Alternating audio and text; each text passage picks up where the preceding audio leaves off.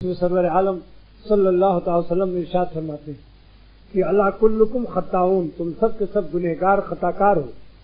خیر الخطائین التوابون، بہترین خطا کار وہ ہیں جو توبہ کر لیتے ہیں. محدث عظیم ملا علی قاری شارح مشکات فرماتے ہیں کہ جب تم خطا کار ہو، خطاؤن ہو، تو تم کو توابون ہونا پڑے گا. بلاغت، کلام نبوت کی بلاغت دیکھیے کہ جب ہم کو فرمایا تم سب خطاؤن ہو، تو خطاؤن کا کام چلے گا جب توابون ہوں گے، کیونکہ خطاؤن کا ترجمہ ہے کثیر الخطا. تو کثیر الخطا جب ہو تو کثیر التوبہ کیوں نہیں بنتے ہو؟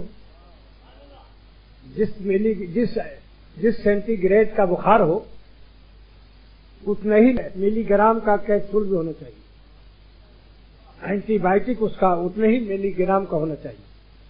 تو حضور صلی اللہ علیہ وسلم کی کلام نبوت کی بلاغت دیکھو کہ تم سب کے سب کثیر الخطا ہو. اب تمہارا علاج یہی کہ تم کثیر التوبہ ہو جاؤ. کثیر الخطا ہو تو کثیر کا علاج کثیر سے کر لو اور خطا کا علاج توبہ سے کر لو.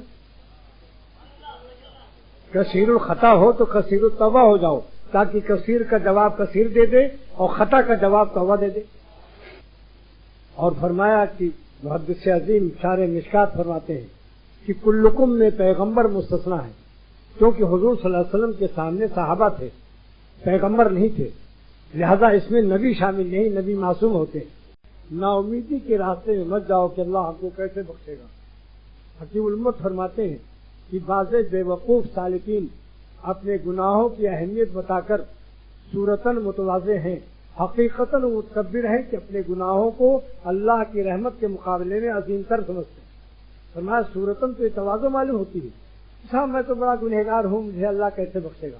بظاہر تو بڑی تواضع ہے. فرمایا یہ وہ متواضع ہے کہ جس کا ظاہر متواضع ہے، باطن تکبر سے بھرا ہوا ہے.